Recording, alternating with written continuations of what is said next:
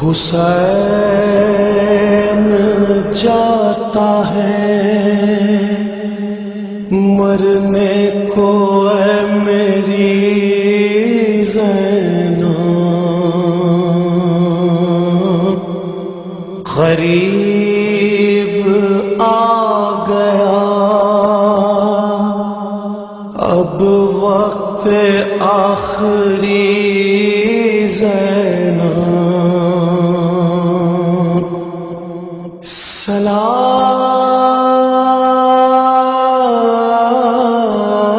سلام تم پہ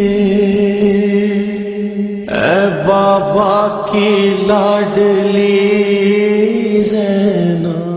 اعوذ باللہ السمیع العلیم من الشیطان اللعین الرجیم، بسم اللہ الرحمن الرحیم، الحمد للہ رب العالمین باری الخلائق اجمعین، ثم الصلاۃ والسلام والتحیۃ والاکرام علی النبی الأمی حبیبنا و حبیب الہ العالمین سیدنا و مولانا ابی القاسم محمد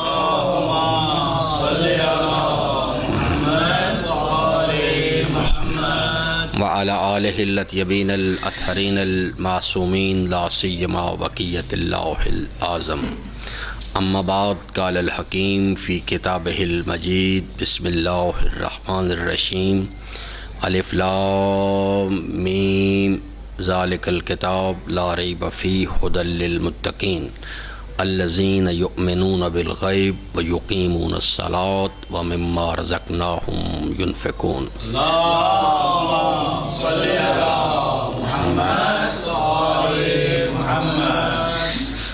سامعین محترم، حضرت امام حسین علیہ السلام کی عزاداری کے ایام جو ہیں داخل ہو چکے ہیں۔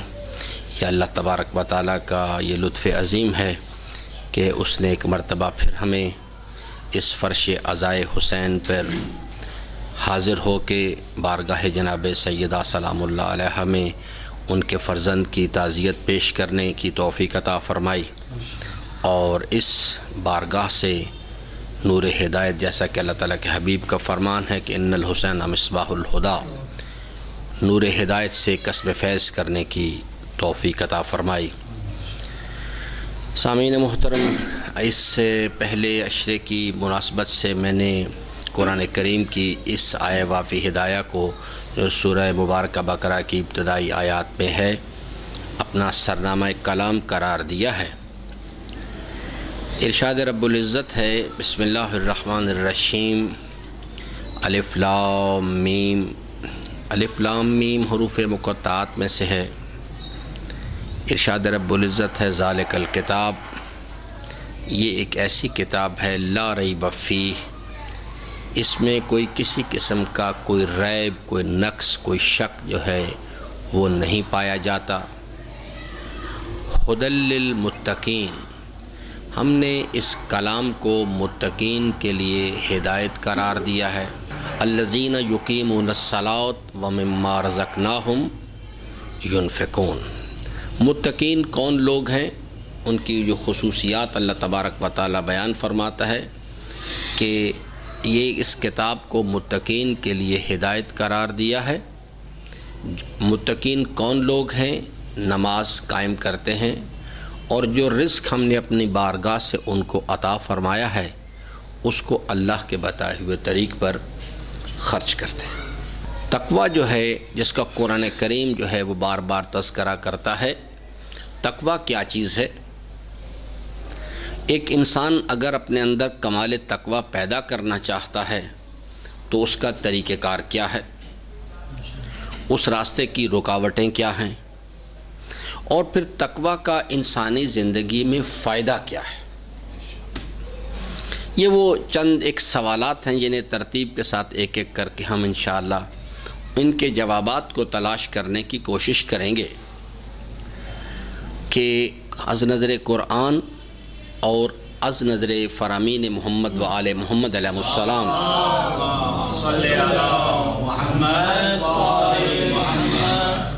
تقویٰ کیا چیز ہے، اس کا کیا فائدہ ہے، اور اس کو حاصل کرنے کا طریقہ کار کیا ہے۔ لیکن قبل اس کے کہ یہ اصطلاح جو ہے اس کے بارے میں ہم اپنی گفتگو کا میں آغاز کروں اور اس کے بارے میں اپنی معروضات آپ کی خدمت میں پیش کروں، میں خواہش مند ہوں کہ آپ کو پہلے ایک تقویٰ جو ہے عملی انسان کی زندگی میں کہاں پر آ کے اس حکم فرما ہے، یہ سمجھنے سے پہلے تاکہ ہم تقویٰ کو سمجھیں ہمیں پورے نظام کو سمجھنے کی ضرورت ہے، کیونکہ جب تک ہم پورے نظام کو نہیں سمجھتے اس وقت تک اس کے اندر جو چھوٹی چھوٹی چیزیں ہیں، جیسے کہ ایک یہ پورا وجود میں آپ کے سامنے موجود ہوں، ایک میرا ہاتھ ہے، پھر یہ بازو ہے، پھر یہ کان ہے، زبان ہے، ہاتھ ہیں، پاؤں ہیں، مختلف اشیاء ہیں، ان کی اپنی چھوٹی چھوٹی فنکشنالٹیز ہیں، چھوٹی چھوٹی ان کی اپنی ذمہ داریاں ہیں، اپنا اپنا ان کا ایک رول ہے، لیکن یہ سب ایک انٹیگریٹڈ فارم میں مل کے ایک وجود کو جنم دیتے ہیں، اور پھر وہ وجود مل کے ایک آگے ایک پروجیکٹ کے طور پہ کام کرتا ہے۔ اسی طرح سے دین مبین اسلام ہے۔ دین مبین اسلام میں روزہ ہے، نماز ہے، روزہ ہے، حج ہے، زکوٰۃ ہے، خمس ہے، جہاد ہے، وہ علی ھذا القیاس اسی طرح سے یہ مجلس ہے، ماتم ہے۔ اگر ہم ان کو انڈیویجول کیپیسٹی میں دیکھتے رہیں گے اور اوورال پورے سٹرکچر کو نہیں سمجھیں گے تو پھر اس کے نتیجے میں کچھ مسائل پیدا ہوتے ہیں جو پاکستان میں آپ کو بالعموم دکھائی دیتے ہیں۔ ایک نماز اور عزاداری کے درمیان آپس میں ایک بحث ہے۔ یہ کیوں بحث جو ہے وجود میں آتی ہے؟ جب ہم نماز کو ایک انڈیپینڈنٹ وجود کے طور پہ، ایک انڈیپینڈنٹ پروجیکٹ کے طور پہ لے آتے ہیں، اور عزاداری کو اس کے مقابل میں ایک انڈیپینڈنٹ پروجیکٹ ڈکلیئر کر دیتے ہیں۔ حالانکہ جب اس کو دیکھیں تو پاؤں ہے، اس کا اپنی ایک ذمہ داری ہے، اس نے اپنی ذمہ داری پوری کرنی ہے۔ یہ ٹانگ ہے، اس نے اپنی ذمہ داری پوری کرنی ہے۔ اسی طرح سے دین مبین اسلام ایک مکمل وجود ہے، اس کے اندر تبرع اپنے اس کی ایک ذمہ داری ہے، اپنا ایک فنکشنالٹی ہے۔ اس تبرع کو یا تولا کرنے کے لیے یہ مجالس ہیں، میلاد ہیں، دیگر چیزیں ہیں، یہ ماتم ہے، یہ سب چیزیں جو یہ اس کی پریکٹیکل اپلیکیشن کے لیے جو میتھڈالوجی اختیار کی گئی وہ چیز ہے۔ لیکن جب ہم دین کو سمجھنا چاہتے ہیں تو پہلے ہمیں جو دو بنیادی چیز، ایک ہے عقیدہ اور دوسرا ہے عمل۔ عقیدے کے اندر پھر مختلف چیزیں ہیں، توحید ہے، عدل ہے، نبوت ہے، امامت ہے، معاد ہے، وہ چیزیں، یہ سب مل کے ایک یونٹ بنتے ہیں۔ ان میں سے ہر چیز کی اپنی اپنی علیحدہ افادیت ہے، اپنی اپنی علیحدہ اس کی مقصدیت ہے۔ آپ ایک چیز کو دوسری سے علیحدہ کریں گے، پورا سسٹم جو ہے نا وہ خراب ہونا شروع ہو جائے گا۔ اسی طرح سے عمل کی منزل ہے، عمل کی منزل میں نماز کی اپنی مقصدیت ہے، روزے کی اپنی مقصدیت ہے، حج کی اپنی مقصدیت ہے، لیکن دین اس وقت مکمل ہوتا ہے جب ان تمام چیزوں کو ایک مقام پر جمع کیا جاتا ہے۔ اگر کسی بھی فرد کے اندر یا کسی بھی معاشرے میں کوئی فرد جو ہے یا کوئی معاشرہ ان میں سے کچھ چند چیزیں جزوی طور پہ لے لیتا ہے اور کچھ کو چھوڑ دیتا ہے، تو قرآن کریم اس نظریے پر ایک منفی تبصرہ کرتا ہے اور کہتا ہے کہ یہ انہوں نے اپنی مرضی کا کوئی دین بنا لیا ہے، نؤمن ببعض ونکفر ببعض۔ یہ عجیب و غریب ان کی سوچ ہے کہ یہ جو چیز ان کو پسند آتی ہے وہ لے لیتے ہیں ہمارے احکامات میں سے، جو طبیعت پہ گراں گزرتی اسے چھوڑ دیتے ہیں۔ بعض لوگ ہیں وہ کہتے ہیں صرف مخلوق خدا کی خدمت کرنا اچھی چیز ہے، لیکن وہ نماز وغیرہ کے بارے میں حساسیت نہیں۔ بعض لوگ نماز کے بارے میں بہت زیادہ حساس ہیں لیکن حقوق العباد کے مسئلے میں ان کی حساسیت نہیں ہے۔ بعض لوگ ہیں وہ مجلس ماتم کے بارے میں بہت زیادہ حساس ہیں، بہت دلچسپی لیتے ہیں، لیکن نماز کے مسئلے میں ان کی حساسیت نہیں ہے۔ تو یہ تمام چیزیں جو ہیں یہ اپنے مقام پر اس کو جب تک آپ پورے دین کے سٹرکچر کو نہیں سمجھتے اور اس کے اندر ہر چیز کی جو اہمیت ہے اس کو عملی طور پر نہیں سمجھ پاتے، اور پھر اس کو جو شریعت مقدس اسلام سمجھاتی ہے، جیسے فرمایا کہ اہمیت کا مسئلہ میں جو عرض کر رہا ہوں الصلاۃ عمود الدین، اللہ تعالیٰ کے حبیب کا فرمان ہے، نماز دین کا ستون ہے۔ جیسے یہ بلڈنگ ہے، اب اس کے نیچے ایک ستون کھڑا کیا گیا تاکہ اس چھت کو اوپر کھڑا کیا جائے۔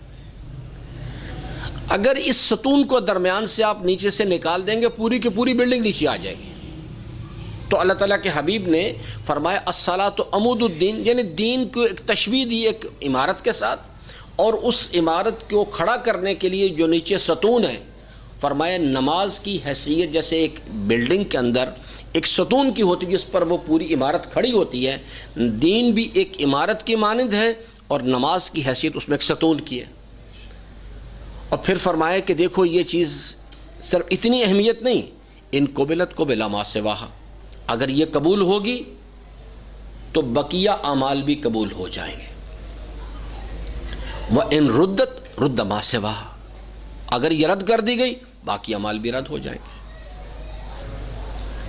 اور قرآن کریم دو طرح کے دین کا ذکر کرتا ہے، تیسرا دین جو ہے اس کا قرآن کریم میں ذکر نہیں ہے۔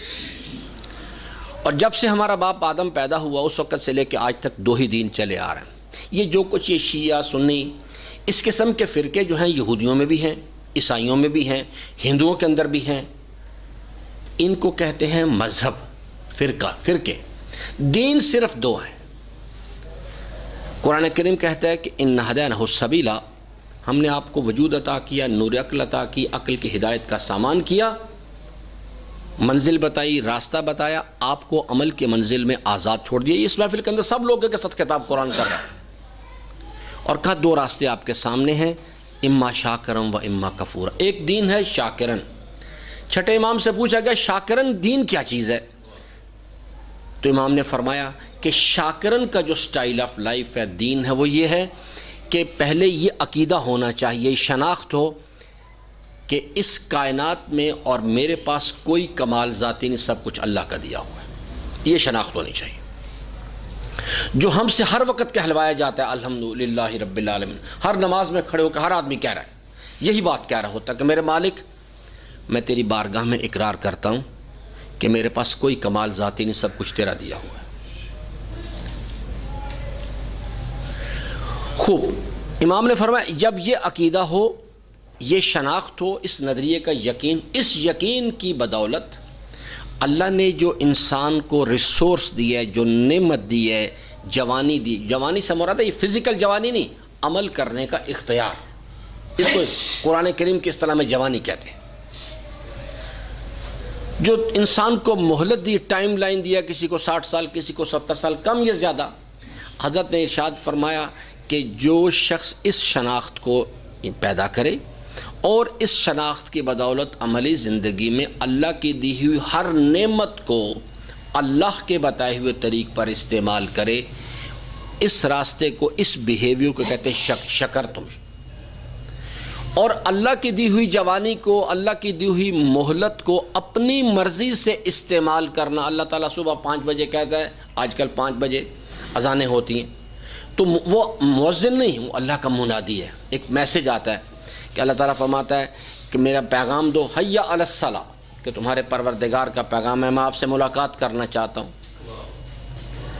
اب ایک شکر تم کا راستہ یہ ہے میں اس آواز پر لبیک کہوں، بستر چھوڑوں، کھڑا ہو جاؤں، مصلی نماز پر آؤں، اس بیہیویئر کو کہتے ہیں شکر تم۔ اور دوسرا بیہیویئر جو ہے کفر تم، کہ میں نفس کی خواہش، امام نے فرمایا کفر اور کوئی چیز نہیں، عملی زندگی میں اللہ کی دی ہوئی نعمتوں کو اپنے نفس کی خواہشات کے تحت استعمال کرنا، یہ راستہ اسی کفر کا راستہ کہتے ہیں۔ کفر کوئی اور چیز نہیں ہے۔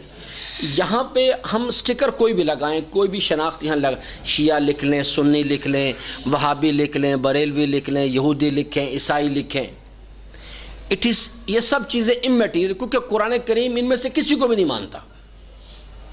قرآن کریم کے پاس صرف 2 راستے ہیں، 2 دین ہیں، 2 گروہ ہیں، ایک حزب اللہ ہے، جب کوئی شخص بھی شکر تم کے راستے پہ چلتا ہے حزب اللہ ہی گروہ میں داخل ہو جاتا ہے، جب اپنے نفس کی خواہشات کی پیروی کرتا ہے وہ حزب الشیطان میں داخل ہو جاتا ہے۔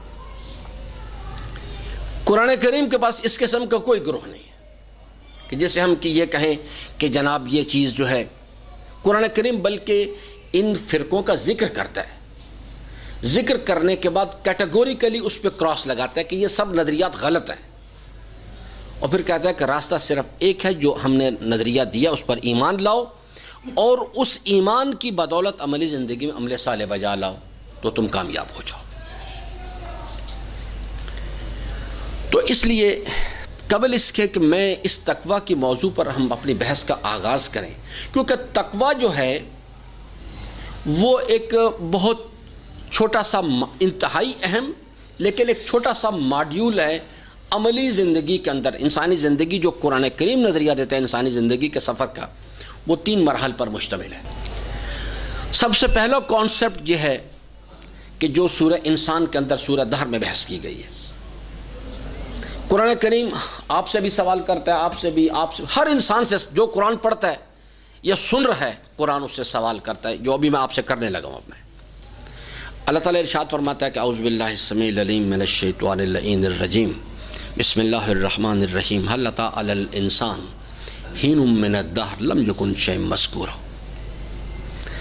الانسان کی جگہ آج زحمت فرمائے گا، اگر آپ کو وقت ملے اور اللہ توفیق دے انشاءاللہ آپ کو، ایسے آج جا کے قرآن کھول کے سورہ دہر پڑھیے گا تاکہ آپ کو کل والی میری گفتگو سمجھ آ جائے گی۔ آپ سے بھی سوال ہے، مجھ سے بھی سوال ہے، آپ سے بھی۔ الانسان کی جگہ اپنا نام رکھے، اللہ تعالیٰ آپ سے بالکل واضح طور پر آپ سے بات کر رہا ہے، فرماتا ہے یعنی میرا نام ہے افتخار، کہتا ہے بے افتخار تمہیں آج تک وقت نہیں ملا کہ تو غور کرتا کہ تو کہاں سے آیا ہے، اپنے اوریجن پہ تو نے کبھی غور نہیں کیا، اور کیوں نہیں کیا؟ اتنا زمانہ گزر گیا، میری 61 سال ایج ہوگی۔ وہ کہتا ہے کتنی عجیب بات ہے، هل اتى علی الانسان حین من الدہر لم یکن شیئا مذکورا۔ قرآن کہتا ہے تو کوئی چیز تھا ہی نہیں، جا اپنی ماں سے پوچھ جا کے، اپنے باپ سے پوچھ جا کے، انہیں پتا تھا کہ تو ان کے گھر پیدا ہونے والا ہے، تیرا وجود کہیں نہیں تھا۔ پھر ہمارے چھٹے امام آئے اور انہوں نے آ کے ہماری مدد کی، اسی آیہ مبارکہ کی وضاحت کی، کہا کہ اس کائنات میں ہر مخلوق پر ایک زمانہ گزرا ہے، ہر مخلوق پہ، صرف انسان پر نہیں، کہ اس کائنات کی ہر شے کا وجود خارج میں کسی جگہ پر نہیں تھا سوائے اللہ کے علم کے۔ اللہ تعالیٰ کے علم کے علاوہ خارج میں کہیں وجود نہیں تھا۔ قرآن کہتا ہے تو نے کیوں نہیں غور کیا؟ غور کر اس بات پہ۔ پھر خود ہی جواب دیتا ہے، کہتا ہے تجھے نہیں سمجھ آ رہی نا کہ تجھے کس نے پیدا، تیرا اوریجن کیا ہے، تو کہاں سے آیا ہے؟ تو گمان کرتا ہے یہ ماں باپ ہے، کہتا ہے کہ ایسا نہیں ہے، انا خلقنا الانسان، میں تیرا خالق ہوں، میں نے تجھے عدم سے وجود بخشا۔ اور کہتا ہے من نطفۃ امشاج، یہ جو تو گمان کرتا ہے نا یہ ماں اور یہ باپ، یہ ماں اور باپ کا نظام، یہ یعنی میل اور فیمیل کو ملاپ کا، من نطفۃ ملے جلے پانی کے قطرے سے پیدا کی، یہ میں نے بنایا وہ سارا نظام، اس میں تیرا کوئی کمال نہیں، تیرے ماں باپ کا کوئی کمال نہیں کسی کا بھی۔ انسان اللہ تعالیٰ کی تخلیق کا شاہکار ہے۔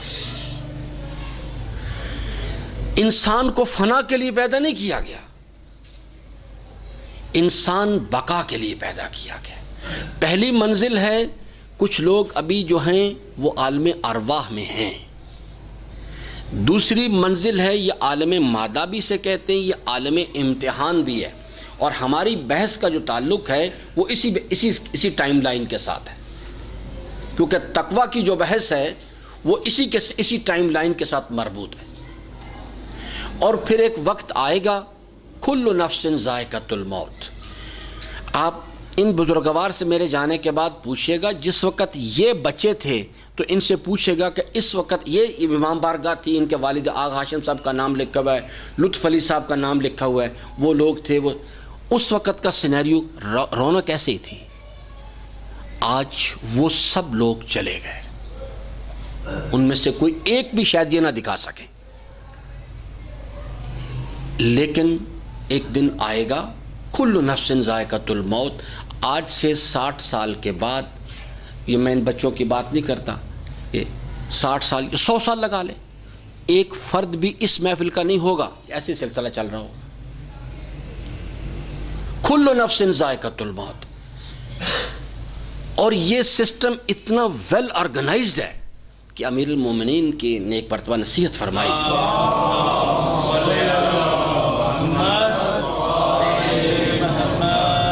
کیونکہ ابلیس انسان کو جو گمراہ کرتا ہے اس کی جو میتھڈالوجیز ہیں ان میں سے ایک ڈیلے ٹیکٹسز، انسان کو کہتا ہے کر لیں گے بھی کر لیں گے. جیسے صبح وہ لوگ جو نماز کے لیے اٹھنا چاہتے ہیں، کچھ تو حضرات ہیں جو لبرل ہیں ان کے پاس یہ کانسیپٹ ہی نہیں ہے، لیکن جو اٹھنا چاہتے ہیں وہ جب اٹھنے کی کوشش کرتے ہیں نا تو ایک ابلیس کا الہام آتا ہے، وہ کہتا ہے ابھی پڑھ لیں گے ابھی بہت ٹائم ہے. یہ الہام اصل میں ابلیسی ٹرانسمیٹنگ اسٹیشن سے آ رہا ہوتا ہے.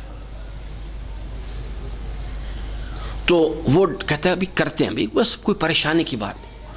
امیر المومنین نے اس ڈیلے ٹیکٹسز کو کاؤنٹر کرنے کے لیے ایک نسخہ بتایا.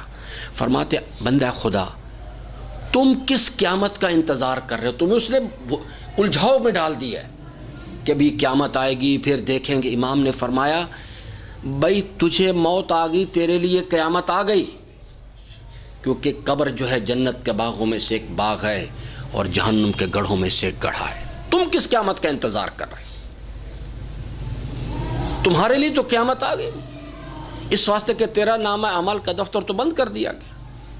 اب تیری بلا سے پیچھے کچھ بھی ہوتا رہے، لوگ آئیں یا نہ آئیں، پہلے بھی نظام تجھ سے پوچھ کے نہیں چلایا جا رہا تھا اور تیرے بعد بھی نہیں تجھ سے پوچھ کے چلایا جائے. اپنی فکر کر. تو امام نے فرماتے تیسری جب یہ امتحان کی منزل ہے، جب امتحان ختم ہو جاتا ہے، اور امتحان کیسے ختم ہوتا ہے؟ آپ ایک درود پڑھیں حضرت کے فرمانے سے.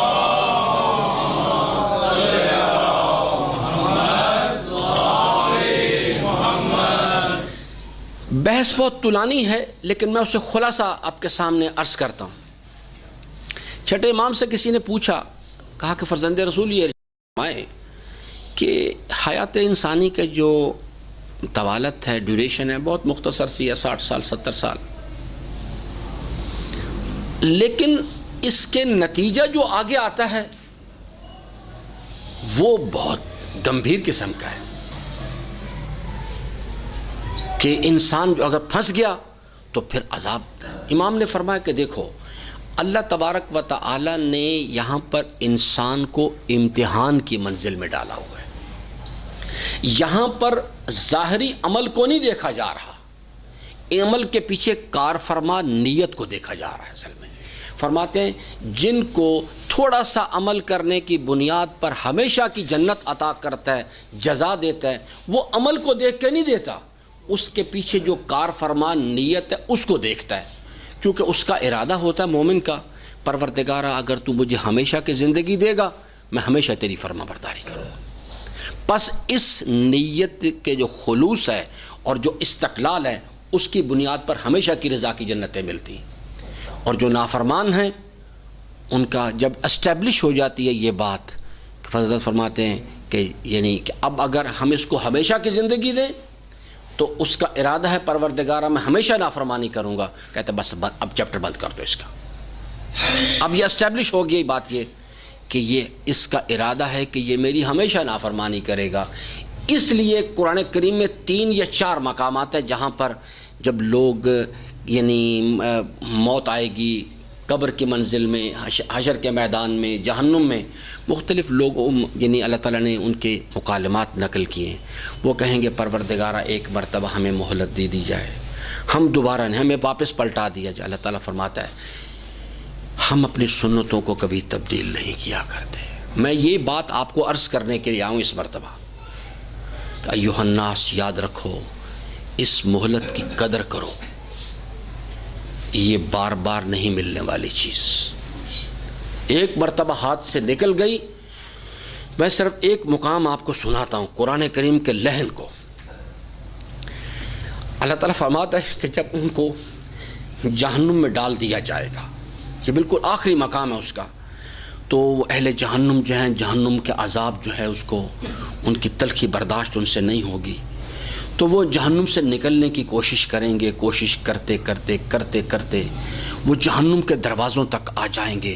وہاں چیخیں گے، چلائیں گے اور کہیں گے کہ ہمیں یہاں سے باہر نکالو، ہمیں کسی طرح سے مہلت. تو اللہ تعالیٰ اپنے کلام میں فرماتا ہے کہ موکلان جہنم جو ہیں ان کو گرز ماریں گے اوپر سے اور کہیں گے کتوں کی طرح بھونکنا بند کرو. ان کو گرز ماریں گے اور پھر ان کو جہنم کی گہرائیوں میں دھکیل دیں گے۔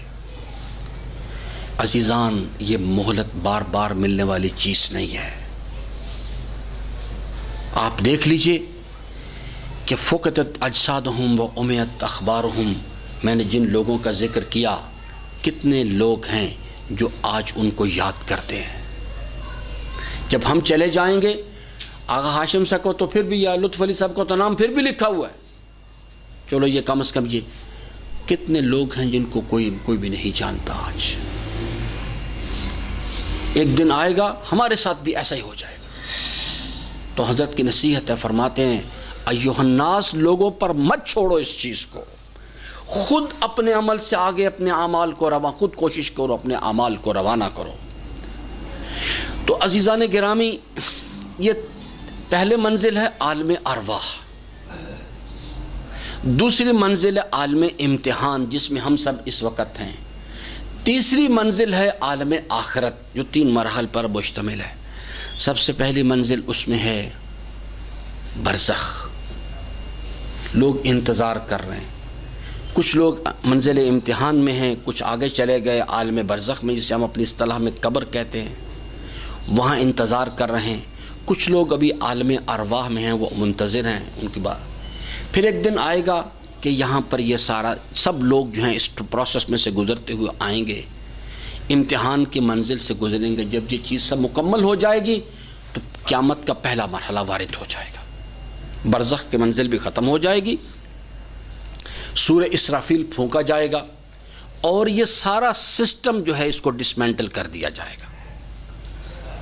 پھر اس کے بعد پھر ایک لمبا زمانہ گزرے گا اس کے اوپر، اور پھر اس کے بعد پھر ایک مرتبہ سورہ اسرافیل پھونکا، اور پھر یہ سسٹم جو ہے اسے ری اسٹیبلش کیا جائے گا، مگر ایک نئی شکل کے ساتھ، ایک نئی شکل کے ساتھ اسے ری اسٹیبلش کیا جائے گا، اور پھر سب لوگ کھڑے کر دیے جائیں گے، اور پھر سائقین جو ہیں، سائقی کہتے ہیں دھکیلنے والا جو ہوتا ہے، جو گڈریا جسے کہتے ہیں، جو پیچھے سے بھینسوں کو یا بکریوں کو یا اونٹوں کو پیچھے سے دھکیلتا ہے، لیکن سائقین جو ہیں وہ ان کو دھکیلتے ہوئے لے کے عرصہ محشر کی طرف جائیں گے، اور وہاں پر پھر تفصیلی حساب و کتاب ہوگا، اور تفصیلی حساب و کتاب کے بعد جن کا نامہ اعمال ان کے داہنے ہاتھ میں دیا جائے گا وہ جنت میں چلے جائیں گے، اور جن کا نامہ اعمال ان کے بائیں ہاتھ میں دیا جائے گا وہ جہنم میں بھیج دیے جائیں گے۔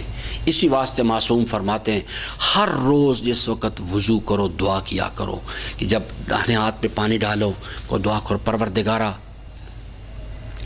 میرا نامہ اعمال جب تقسیم کیے جا رہے، میرا نامہ اعمال میرے دائیں ہاتھ میں عطا کیجو، جب بائیں ہاتھ پہ پانی ڈالیں دعا کریں میرے مالک میرا نامہ اعمال میرے بائیں ہاتھ میں عطا نہ کیجو۔ تو اس لیے وہاں پھر انسان وہاں چلا جائے گا۔ یہ ہے وہ حیات انسانی کا سفر جسے قرآن بیان کرتا ہے، اور فہم غافلون، ہر وہ انسان جو ہے قرآن کہتا ہے یہ اہل غفلت میں سے ہے، جو اس بات کو بھول چکا ہوا ہے کہ اس کے رب نے اس کو کیوں پیدا کیا تھا، اس کا پیدا کرنے والا کون ہے، اس نے کیوں پیدا کیا اسے۔ وہ تو واضح طور پر فرماتا خلق الموت والحیات لیبلوکم ایکم احسن عملا، میں نے تمہیں موت و حیات کی دیواروں کے درمیان اس لیے بند نہیں کیا کہ ہم کو لاہ و لاب کرنا چاہتے تھے، کوئی تماشا کرنا چاہتے تھے۔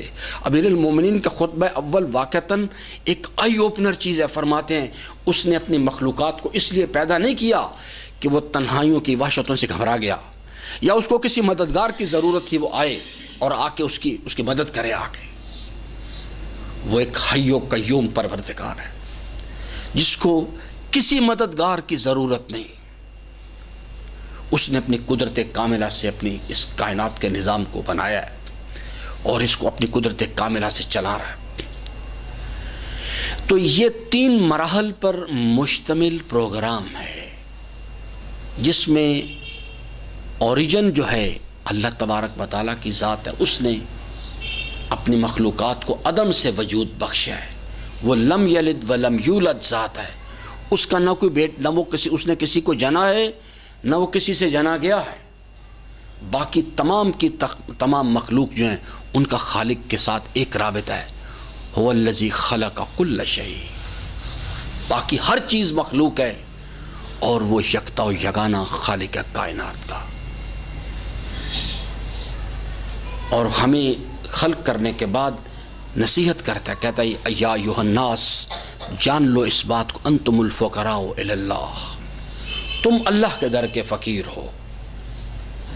اور یہ بہت بڑا شرف ہے اگر کوئی آدمی سمجھ جائے، کیونکہ حبیب الہ العالمین جو ہیں وہ فرمایا کرتے تھے الفقر فخری، میں اللہ کے در کا فقیر ہوں، یہ میرے لیے مقام فخر ہے.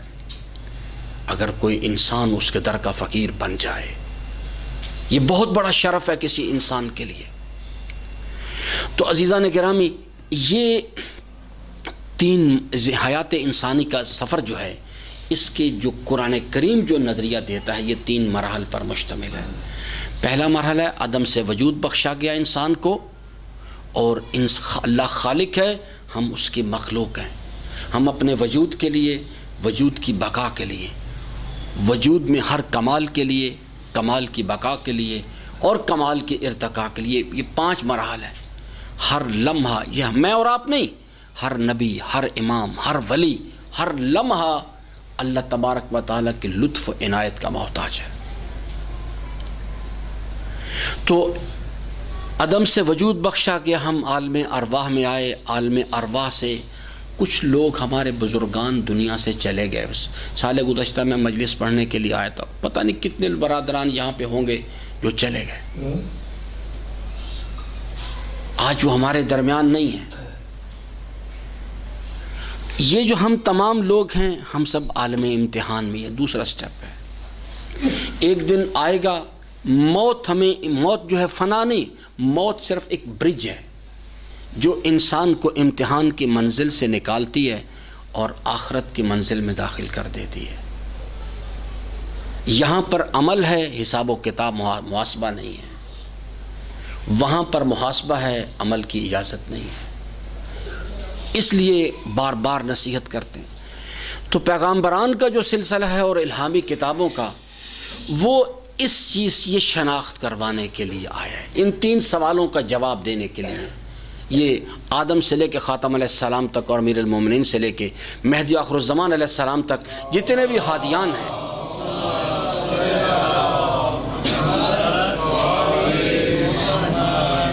یہ جو پورا سلسلہ ہدایت ہے اور ان کے ساتھ الہامی کتابیں ہیں، اس کی جو پرائمری فنکشنالٹی ہے، انسان کو ان 3 سوالوں کا جواب بتایا جائے، سمجھایا جائے.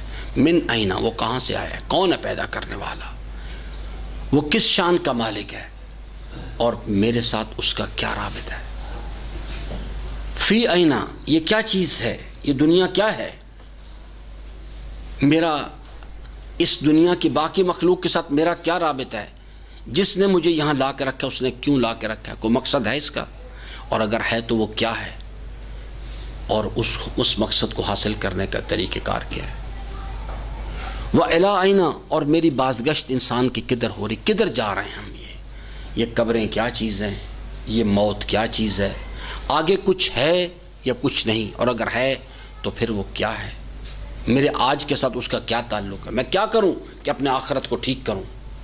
یہ وہ سوالات ہیں کہ جن کی جوابات کے لیے یہ ساری بحث جو ہے، یہ یعنی انبیاء علیہ السلام جو ہیں وہ انسان کو یہی شناخت کراتے ہیں.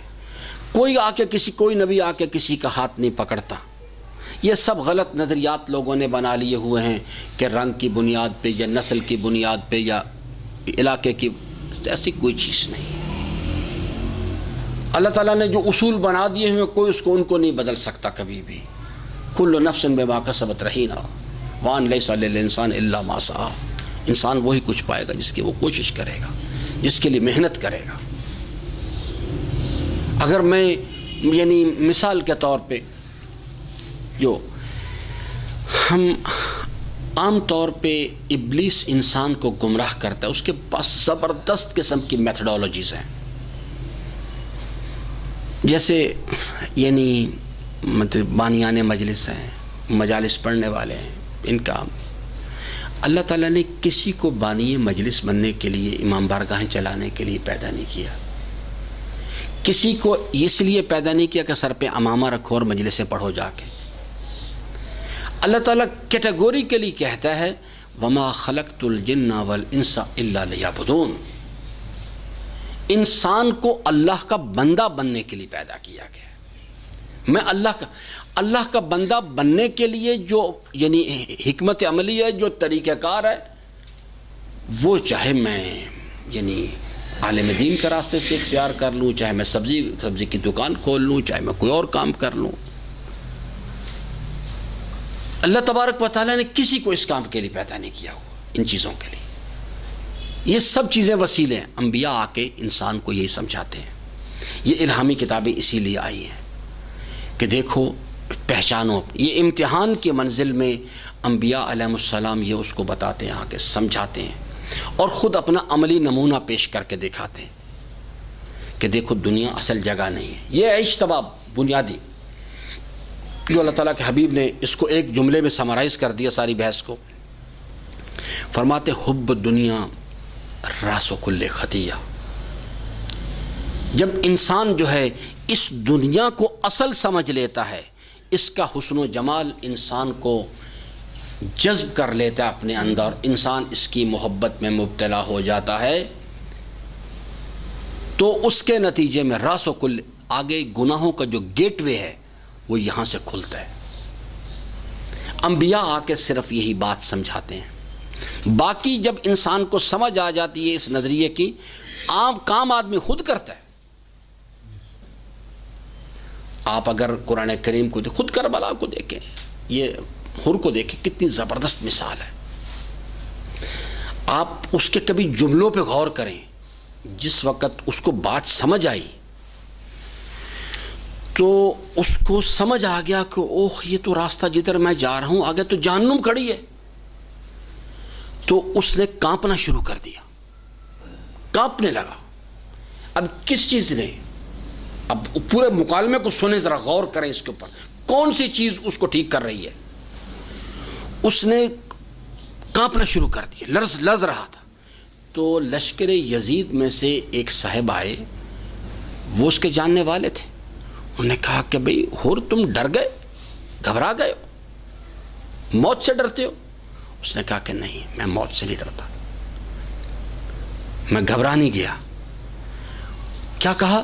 میں اپنے آپ کو جنت و دوزخ کے درمیان دیکھتا ہوں. جلال پروردگار، جلال پروردگار کا یقین اس کو، جلال کے یقین نے اسے لرزا کے رکھ دیا اندر سے. ساری بہادری شجاعت اس کی نکل گئی. اس نے کہا میں اپنے آپ کو جنت و دوزخ کے درمیان دیکھ رہا ہوں، اور اب فیصلہ مجھے کرنا ہے میں نے کس راستے پر جانا ہے. یہ وہ یقین ہے جس نے کہ وہ اپنے اس وقت کا ایک بہت بڑا لیڈر تھا، ایک دستے کا سردار تھا، اس کا ایک وی آئی پی تھا. دنیا پورے حسن و جمال کے ساتھ اس کے سامنے جلوہ گر تھی اس وقت.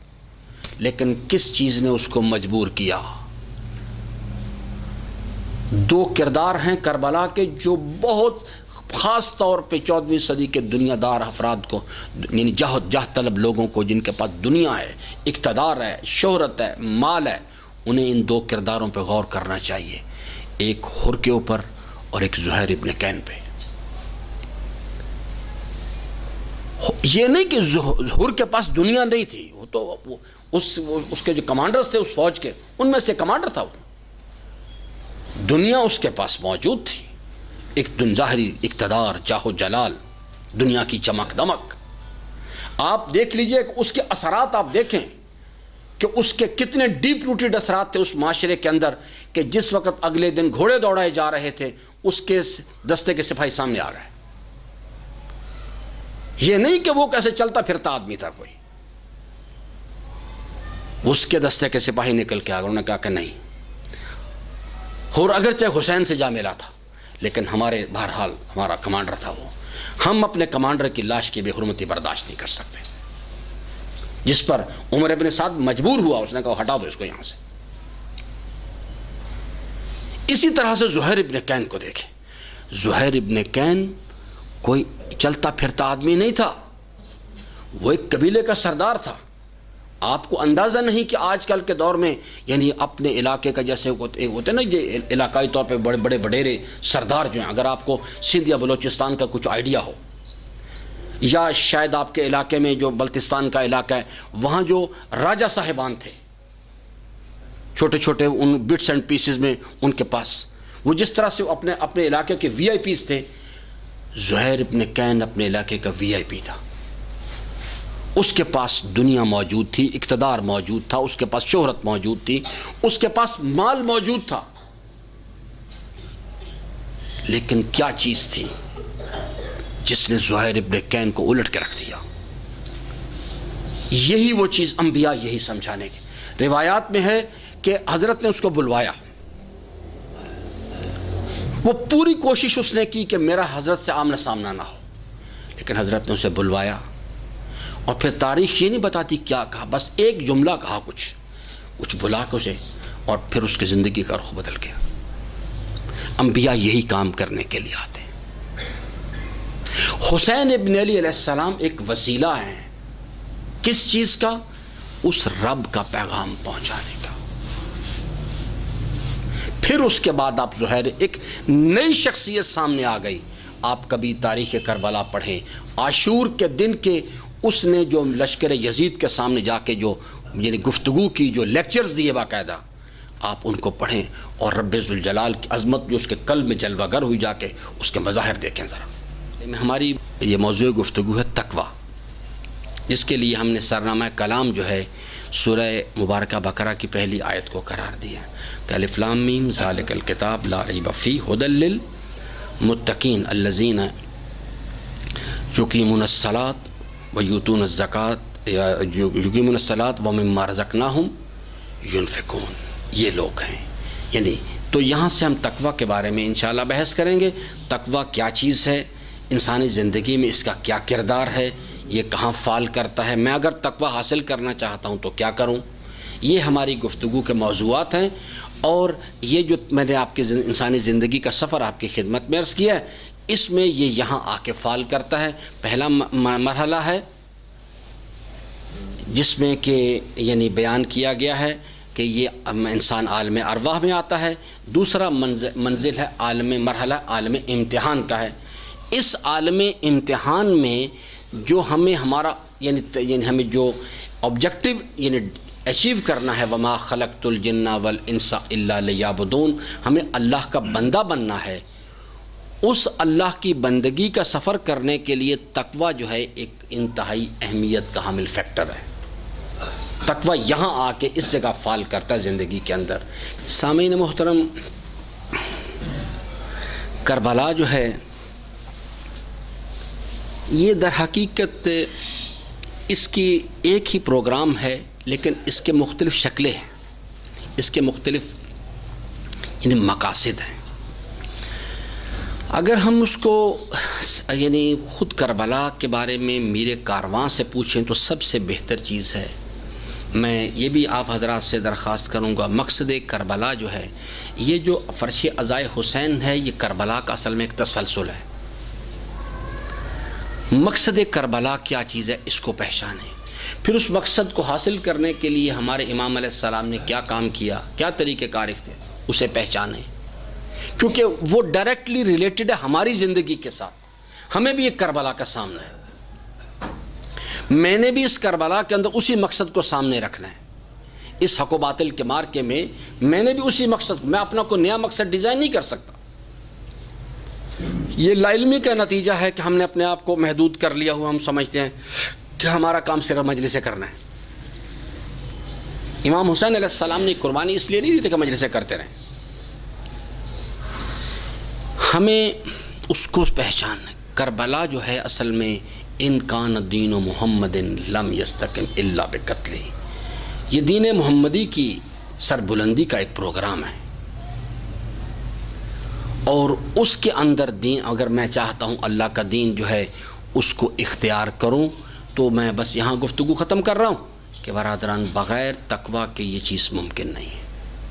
اگر ایک انسان جو ہے وہ خواہش مند ہے کہ اللہ کے دین کو اختیار کرے اور اس منزل کی طرف سفر کرے جو اللہ تبارک و تعالیٰ نے بیان کی ہے، تو بغیر تقویٰ کے یہ چیز جو ہے یہ ممکن نہیں۔ یاد رکھیں عزیزان، اسلام کا راستہ چاہے وہ 61 ہجری کا دور ہو یا آج کا، اسلام قربانیاں مانگتا ہے۔ اسلام بغیر قربانی کے، بغیر زحمت کے انسان اس راستے پر چل نہیں سکتا، کامیاب نہیں ہو سکتا۔ یہ امیر المومنین کی نصیحت ہے، جو شخص بھی ابراہیم کے راستے پہ چلے گا اس کو اپنے زمانے کے نمرود کا مقابلہ کرنے کے لیے تیاری کر لینی چاہیے۔ اگر وہ نہیں کر سکتا تو اس راستے پر آنا نہیں۔ یہ امیر المومنین کا مشورہ ہی ہے، میرا مشورہ نہیں۔ جو موسیٰ کے راستے پہ چلنا چاہتا ہے اس کو اپنے زمانے کے فرعون کے لیے تیاری کرنی چاہیے۔ جو حسین ابن علی کے راستے پہ چلنا چاہتا ہے اسے اپنے زمانے کا یزید کا مقابلہ کرنے کے لیے آمادہ ہو جانا چاہیے۔ اگر وہ ہم اس کے لیے آمادہ نہیں ہیں تو پھر میرے عزیزان صرف میرے زبانی باتیں کرنے سے کوئی مسئلہ حل نہیں۔ یہ تو راستہ ہی قربانیوں کا، اس میں مال قربان کرنا پڑتا ہے، اس میں وقت قربان کرنا پڑتا ہے، اس میں جان قربان کرنی پڑتی ہے، اس میں اولاد قربان کرنی پڑتی ہے۔ اس کے بغیر یعنی امام نے فرمایا کہ اگر تو یہ کہتا ہے کہ یعنی تو علی ابن ابی طالب کے راستے پہ گامزن ہے اور اہل دنیا تجھے برا بھلا نہیں کہتے، تجھے گالیاں نہیں دیتے، تیری مخالفت نہیں کرتے، فرماتے یہ تو بڑی خطرناک بات ہے۔ اپنے طرز عمل پہ غور کر، کہاں خرابی ہے، کہاں کوتاہی ہے، کیوں نہیں اہل دنیا تیری مخالفت کر رہے؟ فرماتے جب اہل دنیا تجھے برا بھلا کہیں، جب تیری مخالفت کریں، جب تجھے گالیاں دینی شروع، فرماتے اب تو قابل مبارکباد ہے، تو نے علی ابن ابی طالب کے راستے پہ قدم رکھا ہے۔ کربلا ایک درس ہے باقاعدہ اس چیز کے لیے۔ روایات میں ہے کہ حضرت امام حسین علیہ السلام جب کربلا کی طرف یعنی کوفہ کی طرف آ رہے تھے، وہ تو راستہ بعد میں پھر تبدیل کیا گیا کربلا کی طرف، پہلے سفر کا منزل کوفہ تھی۔ تو حضرت کو چونکہ انہوں نے عبید اللہ ابن زیاد نے وہاں پر اس کو چاروں طرف سے اس کا ناکہ بندی کر دی تھی کوفہ کی، اور نہ کسی کو اندر جانے دے رہے تھے اور نہ کسی کو باہر آنے دے رہے تھے۔ تو حضرت کو یعنی کوفہ کے جو خبریں ہیں ان کے بارے میں آگاہی نہیں ہو رہی تھی، معلوم نہیں تھا کہ مسلم بن عقیل کے بارے میں کیا صورتحال رہی یا دیگر جو لوگ ہیں، کیونکہ ابتدائی طور پر تو مسلم بن عقیل نے میسج بھجوا دیا تھا کہ جناب حالات آمادہ ہیں، آپ تشریف لائیں سب لوگ، لیکن بعد میں صورتحال ساری بدل گئی۔ میں انشاءاللہ کوشش کروں گا کہ جو تاریخ کربلا ہے اس کے بارے میں بھی ہر روز 2-4 منٹ اس بارے میں بات کروں میں آپ کی خدمت میں، اور جو مختلف کردار ہیں انہوں نے جو اپنے رول پلے کیے ان کے بارے میں بھی آپ کی خدمت میں عرض کروں۔ تو ابتدائی طور پر جو صورتحال تھی، لیکن جو مسلم بن عقیل جو ہیں انہوں نے یعنی ایک شخص پر اعتماد کر لیا، جس کو کہ باقاعدہ طور پہ وہ انہوں نے عبید اللہ ابن زیاد نے ایک پروگرام کے تحت پلانٹ کیا تھا کہ جناب یہ جو صورتحال ہے آپ اس کا جائزہ لیں، اندر ان جیسا بن جائیں، اندر رہیں، اپنے آپ کو شیعہ دکھائیں اور پھر اس کے بعد ہمیں صورتحال سے آگاہ کریں۔ تو اس نے وہ ساری صورتحال جو تھی اس نے ہانی کے بارے میں مخبری کی، وہ بالکل انتہائی قریبی افراد میں چلا گیا اندر جا کے اس نے، اور پھر اس کے بعد اس کی مخبری کے ذریعے سے ساری صورتحال جو تھی۔ اب جس وقت یہ صورتحال جب الٹ گئی ان کو ساری صورتحال پتہ لگ گئی کہ کون کون لوگ ہیں جو ان کو پیسے دے رہے ہیں، کون کون لوگ ہیں جو افرادی قوت فراہم کر رہے ہیں، تو اس بنیاد پر انہوں نے پلان کیا اور ان لوگوں کو اٹھا لیا اور چاروں طرف سے کوفہ کی ناکہ بندی کر دی۔ اب حضرت کو خبر نہیں ہو رہی تھی صورتحال کی کہ جو اب صورتحال اندر کیا ہے۔ تو حضرت روایات میں ہے کہ ایک مقام پر حضرت تشریف فرما تھے، یعنی خیام سے باہر بیٹھے ہوئے تھے، قافلہ ایک مقام پر رکا ہوا تھا، تو حضرت نے دیکھا کہ دور سے کچھ لوگ ہیں، کچھ گھڑ سوار ہیں، وہ کوفہ کی طرف سے آ رہے ہیں۔ پھر وہ قریب آئے، پھر انہوں نے دیکھا اور پھر انہوں نے اپنا راستہ بدل لیا، تو امام علیہ السلام نے ایک دو افراد کو بھیجا، کہا کہ جاؤ اور جا کے ان سے ملو اور جا کے ان سے پتہ کرو کہ بھئی کیا صورتحال ہے کوفہ میں۔ بہرحال وہ گئے، جا کے ان کو بلا لائے۔ تو جس وقت وہ حضرات آئے تو انہوں نے فرزند رسول تشریف فرما تھے، انہوں نے امام علیہ السلام نے پوچھا کہ آپ حضرات کوفہ سے تشریف لا رہے ہیں، کیا تعارف ہے آپ کا؟ انہوں نے بتائی ساری بات۔ پھر امام نے پوچھا کہ بھی کوفہ کی کیا خبر ہے؟ تو امام علیہ السلام نے انہوں نے کہا کہ حضرت آپ کو علیحدگی میں بتائیں یا سب کے سامنے بتا دیں؟ تو امام نے فرمایا کہ نہیں، سب ہمارے معتمدین ہیں، بتاؤ۔ تو انہوں نے کہا کہ حضرت جب ہم ابھی کوفہ سے ہم برآمد نہیں ہوئے تھے کہ ہم نے دیکھا اپنی آنکھوں سے کہ مسلم بن عقیل اور ہانی کی جو لاشیں ہیں ان کو شہید کیا جا چکا تھا، اور ان کی لاشوں میں کوئی جو ہے اس پہ رسی ڈال کے ان کے گلے میں ان کو کوفہ کی گلیوں میں گھسیٹا جا رہا تھا۔ جو ہی حضرت کو یہ خبر ملی، روایت میں ہے کہ حضرت نے کلمہ استرجاع اپنی زبان پر جاری فرمایا، اِنَّ لِلَّهِ وَإِنَّ إِلَيْهِ رَاجِعُونَ۔ یہ سنا اپنے مقام سے کھڑے ہوئے اور پھر اندر خیام میں تشریف لائے اور آ کے بہن سے کہا کہ مسلم بن عقیل کی بیٹی کو بلاؤ۔ جب مسلم بن عقیل کی بیٹی کو لایا گیا تو حضرت نے اپنے زانوں پر بٹھا لیا اور دست شفقت اس کے سر پہ پھیرنا شروع کیا۔ تو روایات میں ہے کہ وہ بچی سمجھدار تھی، کہنے لگی کہ چچا جان آج تو آپ میرے ساتھ ایسا سلوک کر رہے ہیں جیسا یتیموں کے ساتھ کیا جاتا ہے۔ تو فرمانے لگے کہ ہاں بیٹی، تیرے باپ کو کوفہ کی سرزمین پر شہید کر دیا گیا، آج سے میں ہی تیرا باپ ہوں، مولا آپ کی بزرگی کو سلام ہے۔ آج مسلم بن عقیل کی یتیمہ کی حفاظت کرنے کے لیے، اس کے سر پہ دست شفقت پھیرنے کے لیے آپ موجود، مگر آئیے دیکھیے یہ میدان کربلا ہے۔ حمید ابن مسلم کہتا ہے کہ جب خیام کو آگ لگا دی گئی تو میں نے دیکھا کہ ایک چھوٹی بچی جو ہے جس کے دامن میں آگ لگی ہوئی تھی، وہ خیام سے دوڑتی ہوئی نکلی اور وہ میدان کربلا کی طرف جا رہی تھی۔ وہ کہتا یہ اتنا دردناک منظر تھا کہ مجھ سے نہ رہا گیا، میں دوڑا کہ اس بچی کے دامن کی آگ کو بجھاؤں۔ جب میں اس کے قریب پہنچا تو وہ بچی خاک کربلا پہ گر پڑی، اور جب میں نے ہاتھ بڑھانا چاہے تو چھوٹے چھوٹے ہاتھ جوڑ کر کہنے لگی کہ اے شیخ مجھے ہاتھ نہ لگائیو، میں فاطمہ کی پوتی ہوں، مجھے کبھی کسی غیر محرم نے ہاتھ نہیں لگایا۔ تو کہتا میں نے جواب میں کہا کہ بچی میں تو تیرے دامن کی آگ کو بجھانا چاہتا ہوں۔